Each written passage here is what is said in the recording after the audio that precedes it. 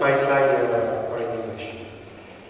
Donc j'ai pensé que présenter la question de la peste en Afrique du Nord était une bonne illustration des problèmes qui peuvent se poser en termes de biosécurité et biosurvie.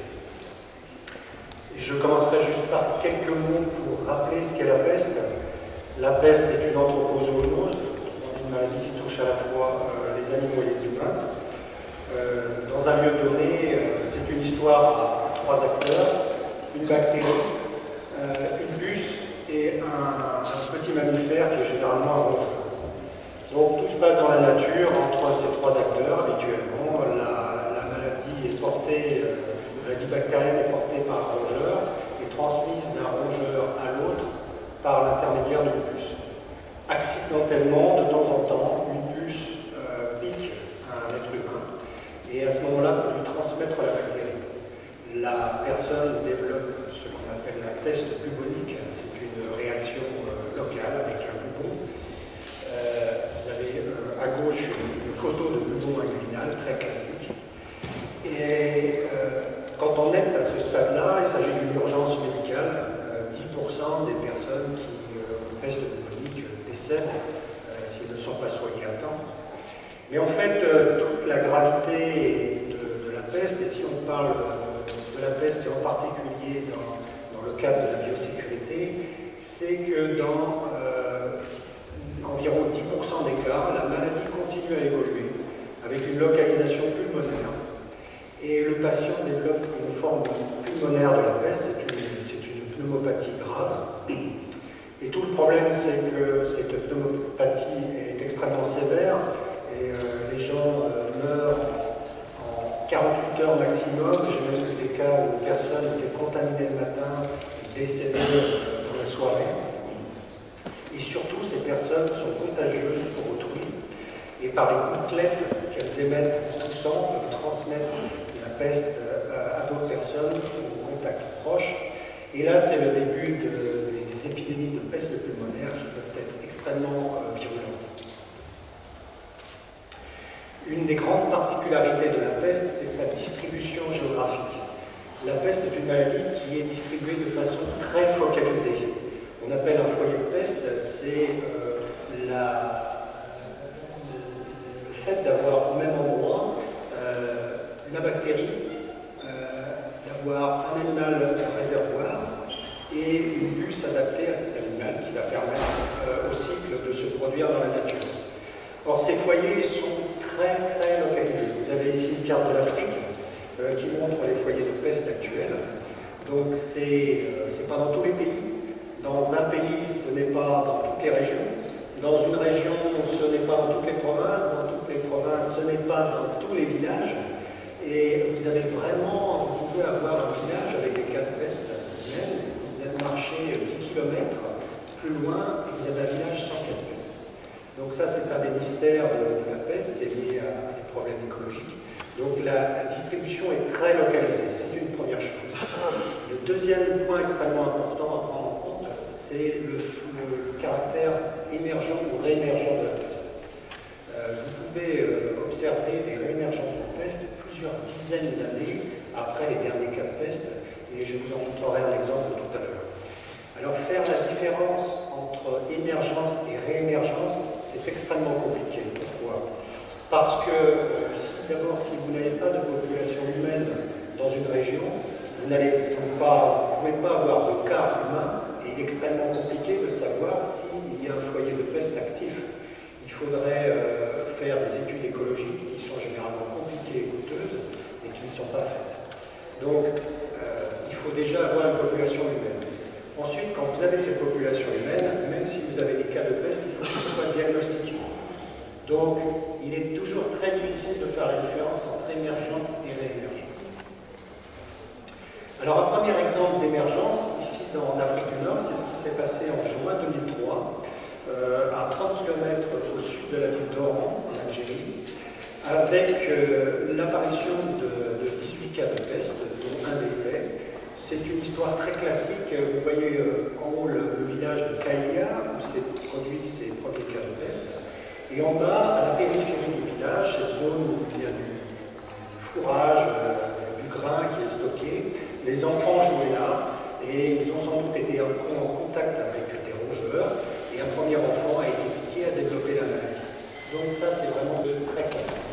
On parle d'émergence dans ce cas-là parce que, à notre connaissance, les derniers cas de peste qui étaient survenus en Algérie étaient en 1950 et tous les cas qui étaient survenus en Algérie avaient été considérés comme des cas importés. Il n'y avait pas de foyer décrit en Algérie. Donc là, on pense qu'il s'agit effectivement d'un foyer, et on dit qu'il y a un foyer, parce que l'année suivante, après cette apparition de cas humains, il y a eu une investigation écologique, zoologique, qui a été faite dans la région, et on a effectivement trouvé des rongeurs infectés par la peste. Donc il est certain que dans cette région, il y a un foyer de peste animale qui existe. En pratique, en termes de santé publique, ça veut dire que s'il y a un foyer, on peut encore avoir des cas humains. Ça veut dire que le système de santé doit prendre en compte ce risque, doit former les médecins, doit faire en sorte que des diagnostics bactériologiques puissent être faits en temps. Un deuxième exemple dans la région, c'est ce qui s'est passé en juin 2009 en Libye. En juin 2009 en Libye, les cas humains sont apparus dans un petit village à 25 km au sud de Tobrouk. Et là, même histoire, vous voyez à droite la photo de l'endroit exact où s'est produit la contamination. C'est encore une histoire d'enfants qui jouent et qui trouvent des rats morts dans l'espèce de baril qui est là, qui trouve le rat mort, qui commence à les tripoter. Et effectivement, ces rats morts ont été décédés de peste. Il y avait des puces infectées sur ces rats morts et les gamins ont été piqués par ces puces et ont développé la maladie. Très classiquement, vraiment, les enfants jouent avec le rat. 48 heures après, le premier développe la maladie et 3 jours après, il en meurt de septicémie. C'est vraiment une histoire très classique. Et dans cette histoire-là, le premier cas, comme le diagnostic n'est pas fait, les gens ne sont pas prêts à avoir un cas de peste, le diagnostic n'est pas fait, et le premier cas en général meurt, avant qu'on commence à comprendre qu'il y a un problème, que c'est de la peste, etc. Donc, ce qui est intéressant ici, c'est qu'on parle de réémergence, parce que quand l'événement est survenu, tous les gens qui ne connaissaient pas la peste se sont posés beaucoup de questions sur la nature de cette épidémie, mais ceux qui connaissent un petit peu la maladie savaient très bien que dans la région de Tobrouk, il y avait un foyer bien connu de peste. Et donc le fait que le dernier cas humain à Tobrouk ait eu lieu en 1984 et que 25 ans après on ait de nouveau des cas, c'est quelque chose qui est tout à fait typique de la peste. Ces réémergences sont tout à fait typiques. Alors ce qui est intéressant, c'est que si on prend la carte de toute la région, et je vous ai représenté là en violet les zones, les foyers historiques de peste, c'est-à-dire c'est les foyers dans lesquels on avait des cas humains de peste, dans lesquels on savait que la peste circulait, jusque dans les années 50. Et puis à partir des années 50, pour des raisons inconnues, sans doute écologiques, peut-être des problèmes de surveillance, on n'a quasiment plus notifié de cas de peste humaine en Afrique du Nord. Vous avez en rouge les derniers événements qui sont produits avec le foyer d'Oran en Algérie, le foyer de Tobrouk en 2009 en Libye. Et vous voyez qu'en Algérie, à Laghouat en 2008, on a de nouveau eu 4 cas de peste qui sont apparus dans une zone qui n'était pas connue pour être une zone pesteuse. Et là encore, évidemment, on se demande de quoi il s'agit, s'il y a un foyer naturel, si ce foyer, en fait, c'est un immense foyer qui va de Oran à Laghouat, ou si ce sont des foyers différenciés. Malheureusement, les études qui auraient dû être faites sur place pour élucider ce mystère n'ont pas été faites, et on reste avec un grand point d'interrogation. Alors, ce que je veux dire en montrant cette carte, c'est que connaissant la capacité de réémergence de la peste, sachant qu'il est extrêmement difficile de maintenir une surveillance de la peste animale, on peut très bien imaginer qu'on puisse observer une réémergence de la peste au Maroc, par exemple, ou en Tunisie. On ne sait rien de ces foyers historiques dans ces pays. Sont-ils toujours vivaces? On n'en sait rien, il faudra faire des études, explorer un petit peu. Alors pourquoi c'est important, et dans cette région en particulier? Vous avez ici 2 exemples qui sont intéressants avec ces dernières épidémies de peste en Afrique du Nord. La peste est revenue au devant de la scène et il y a eu toute une sorte d'amalgame et de désinformation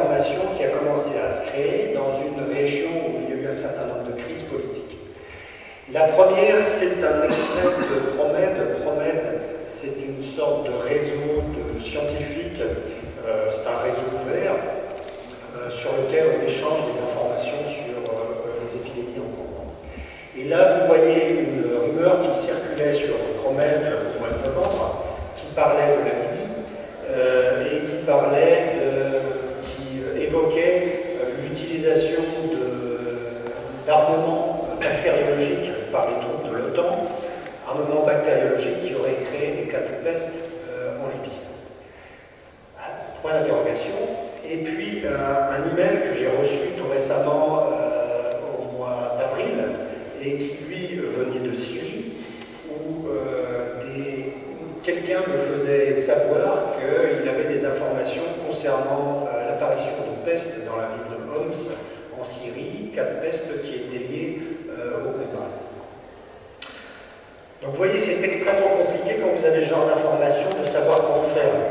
La question c'est, s'agit-il, quand vous avez ces rapports d'apparition de peste, s'agit-il de canulars, s'agit-il d'intoxication, de manipulation? Si ce n'est pas le cas, s'agit-il d'une apparition naturelle ou pas?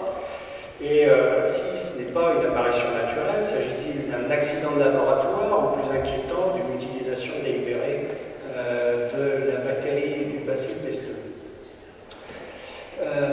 Et ça, les autorités nationales doivent pouvoir gérer le problème, doivent pouvoir faire une évaluation de la question. Cette évaluation de la situation, elle ne peut être faite que si les autorités disposent d'un certain nombre d'informations en amont. Ces informations, c'est celles qui concernent la possibilité de foyers naturels de peste dans le pays. Que sont devenus les foyers historiques? Peut-on penser qu'ils sont toujours vivants et que ce pourrait expliquer ces apparitions de peste dans le pays? Si des foyers sont connus, quelles sont les caractéristiques de son foyer, de ces foyers? Quelles sont leurs limites? Quelles sont les caractéristiques écologiques de ce foyer? Quel est l'animal réservoir? Est-ce que ce foyer recouvre la population, la distribution de la population humaine, autrement dit, est-ce qu'il y a des risques directs pour la population humaine? Et enfin, quid de la circulation des souches de Yersinia pestis, du bacille pesteux, qui existent dans la nature? Vous savez qu'en comparant les différentes souches, et maintenant on peut le faire de façon très très pointue, on peut identifier la source, avec une grande probabilité, identifier la source d'un agent infectieux. Donc si on connaît déjà la nature des souches qui circulent dans un pays, au moment où un nouvel événement arrive, c'est un élément extrêmement intéressant pour savoir ce qui s'est passé. Si on prend le cas de l'Algérie, si on avait pu récupérer les souches des cas de l'Alouette en 2008, on aurait pu comparer avec les souches qui ont été collectées en Oran et savoir s'il s'agissait du même foyer ou pas. Malheureusement, ça n'a pu être fait. Ensuite, les autorités doivent faire une évaluation du risque. Et là, si je reprends le cas de Oran en 2003, le cas de Tobruk en 2009, dans les deux cas, vous avez vu qu'on est extrêmement près d'une grande ville, extrêmement près d'un port international. Dans le cas d'Oran, vous avez une photo de la ville d'Oran en dessous. On voit le village de Kaïlia, qui est désigné par une flèche, à 25 km, donc c'est extrêmement près.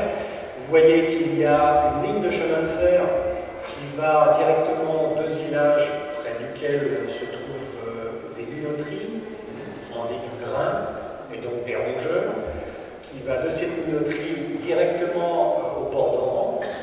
Vous voyez qu'il y a une collection d'eau polluée à proximité, il y a des problèmes de gestion des ordures. Donc tout ça sont des facteurs de risque et les autorités doivent prendre en compte ces facteurs de risque pour essayer d'évaluer le risque d'avoir des cas de peste en ville et voire dans le port. Alors le cas du port, si on prend Tobruk maintenant, lors de l'investigation, on soupçonne qu'il y ait eu des rats infectés dans le port de Tobruk. Donc ça, c'est non seulement un problème national pour la Libye, d'avoir un risque de cas de peste mais c'est aussi un problème international, parce que c'est le risque éventuel d'exportation de rats infectés. Donc vous voyez que ce sont des problèmes extrêmement intéressants, que ces évaluations sont absolument nécessaires, et ça fait d'ailleurs partie des obligations du règlement sanitaire international. Alors, quand toutes ces investigations vont être faites, il y a un certain nombre de problèmes qui vont se poser en termes de biosécurité et de biosureté. En ce qui concerne la biosureté, vous avez ici un cas de peste bubonique. Je n'ai pas de pointeur, mais vous voyez qu'ici, le patient a un énorme bureau. Et il en a un autre ici au-dessus de la clavicule. Donc, pour faire le diagnostic, on va faire une ponction du bullon, c'est l'image numéro 2, et on va faire une ponction du bullon pour récupérer le flux, pour l'analyser, pour faire une analyse bactériologique. Cette manœuvre est effectivement un petit peu dangereuse. Il faut que le personnel soit bien formé pour la faire, parce que se piquer avec cette aiguille de ponction, c'est développer une peste assurément. Et puis, en dessous, vous avez la même chose quand vous investiguez un foyer naturel de peste. Vous devez collecter des rongeurs, vous les devez les disséquer, faire des nécropsies, prélever des organes et faire des cultures pour essayer de retrouver la bactérie. Donc tout ça, au niveau de la collecte des échantillons cliniques, ce sont des procédures à haut risque. Une fois que vous avez les échantillons, ce n'est pas fini. Il reste l'analyse des échantillons et éventuellement leur transport à l'intérieur du pays vers un laboratoire de référence, voire à l'extérieur. Et ici, j'ai pris comme exemple une très sévère épidémie de peste pulmonaire qui est survenue en 2005 et en 2006 en République démocratique du Congo. Et c'était dans une zone très éloignée, et la question du transport des échantillons, de leur traitement, s'est révélée extrêmement compliquée. On a dû tester d'une année sur l'autre, différents processus de collecte et de traitement des échantillons pour essayer de... On peut avoir besoin de faire travailler à l'échelon international différents laboratoires. Et vous voyez tous les laboratoires qui ont été impliqués dans le traitement des échantillons de cette épidémie. En termes de biosécurité et biosureté, c'est vraiment un problème de faire travailler, transporter ces échantillons à travers les océans. C'est un challenge. Et puis l'année suivante, on a essayé de rationaliser, quand une deuxième épidémie est survenue, on a essayé de rationaliser tout ce transport et traitement des échantillons pour avoir davantage de chances d'isoler des souches, c'est effectivement ce qui est survenu, mais aussi pour essayer d'éviter les accidents et la perte d'échantillons. Et les traitements et les échantillons étaient traités directement à l'Institut Pasteur de Madagascar, et avec une technique dont je vais vous parler juste après. La question de la biosécurité, en fait, c'est ce que je viens de vous expliquer. Et tout le problème, c'est de savoir qui fait quoi et où. Et c'est une question de traçabilité et d'organisation. Ce n'est pas quelque chose qui peut s'improviser, surtout quand il y a une question d'émergence de pathogènes tels que le bacille de Pesto.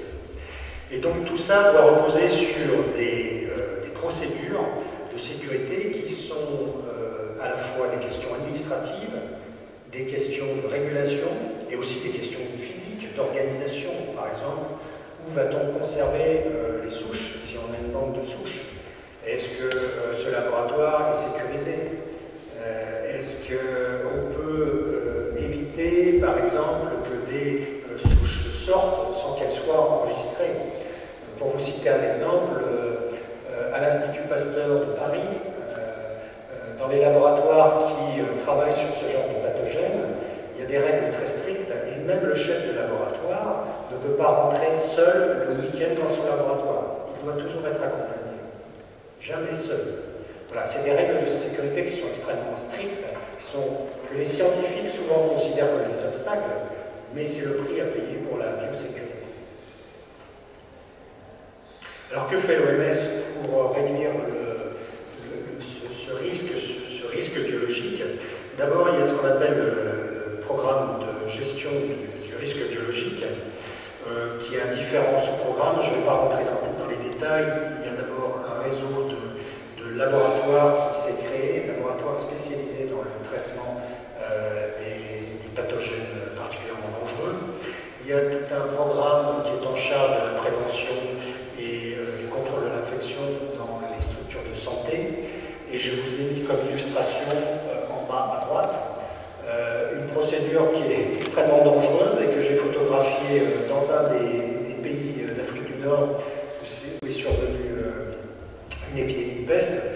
voyez qu'une fois que la ponction du bubon a été faite, quand vous allez injecter le pus dans un tube, ce n'est pas quelque chose qui peut se faire à deux personnes comme ça, c'est extrêmement dangereux. Surtout quand la deuxième personne ne porte même pas de frein. Donc ça, c'est de la biosûreté. C'est une faute de biosûreté, c'est un problème de formation du personnel. Et puis, effectivement, l'OMS produit un certain nombre de guides pratiques pour un certain nombre de maladies, dans lesquels sont répétées toutes les procédures de biosûreté et de biosécurité. Et puis l'OMS participe également aux exercices internationaux qui concernent le bioterrorisme. Et je vous ferai remarquer que très souvent, moi j'y participe régulièrement, 4 fois sur 5, le scénario concerne la peste. Le scénario concerne la peste, c'est vraiment le modèle de l'utilisation maligne d'un agent pathogène. Une autre chose que fait l'OMS pour essayer de limiter les risques en termes de biosécurité, c'est de développer un certain nombre de techniques. Et dans ce qui concerne la peste, c'est le développement de tests de diagnostic rapide. Vous avez une photo de test de diagnostic rapide à droite, avec à gauche un test négatif avec une seule bandelette, à droite un test positif avec 2 bandelettes. En fait, c'est une bandelette qu'on trempe dans le prélèvement, et en 15 minutes, cette bandelette permet de détecter des antigènes spécifiques du bacille pesteux. Cette bandelette coûte $1,5 pièce. Elle est sensible et spécifique à près de 100%. Elle est extrêmement simple à mettre en place. Elle se conserve très bien. Donc c'est vraiment une solution qui a été développée pour le terrain et qui permet de faire en sorte que les confirmations en cas d'alerte surviennent plus tôt. À gauche, vous avez la courbe épidémiologique de l'épidémie de peste pulmonaire qui est survenue en 2005 en République démocratique du Congo. Et vous voyez qu'entre le moment où l'alerte a été lancée et le moment où vraiment il y a une équipe sur le terrain qui est capable de faire un diagnostic, il s'écoule plusieurs semaines. C'est une catastrophe parce que quand vraiment l'équipe qui est capable de faire le diagnostic arrive sur le terrain, il n'y a quasiment plus de vrai cas. Il n'y a quasiment plus de possibilité de confirmer l'origine de l'épidémie. Le fait d'avoir des tests de diagnostic rapide simples, comme ça, prépositionnés sur le terrain, qui peuvent être utilisés même par des infirmiers formés, ça permet de confirmer au plus tôt la nature de l'épidémie. Et ces tests ne seraient rien sans un kit simple qui permet d'utiliser ce test, mais également de faire des prélèvements et de les transporter de façon sécurisée jusqu'au laboratoire national de référence. Et c'est ce qu'a développé également l'Institut Pasteur de Madagascar, vous le voyez à gauche. C'est un petit kit très simple qui permet d'utiliser le test rapide, cette bandelette avec un tube, avec une seringue pour faire la ponction, avec une aiguille de ponction. Et puis il y a également un tube avec un milieu de transport, qui est ici un milieu de carinaire, qui permet d'ensemencer le prélèvement et de l'envoyer vers un laboratoire national de référence pour faire une confirmation supplémentaire et aussi pour s'assurer que les souches qui sont isolées ne posent pas de problème de résistance aux antibiotiques. Donc voilà ce que l'OMS supporte, encourage. Ce test est maintenant utilisé dans tous les pays endémiques pour la peste en Afrique subsaharienne. Par chance, lors de l'épidémie d'Oran, il y avait quelques-unes de ces bandelettes sur place, donc elles ont été utilisées tout de suite, et tout de suite, les bactériologistes ont eu le sentiment que ça pouvait être de la peste, et ça les a aidés pour orienter leurs examens. C'est un test qui est maintenant utilisé au Pérou, qui est également un pays qui a des problèmes d'émergence de peste, mais c'est un pays, et c'est un test qui est en train d'être mis en place en Inde, avec sans doute un transfert de technologie. Donc l'intérêt de ces tests, c'est que ça limite également grandement le transport de souches pathogènes, et donc le risque lié au détournement de ces souches.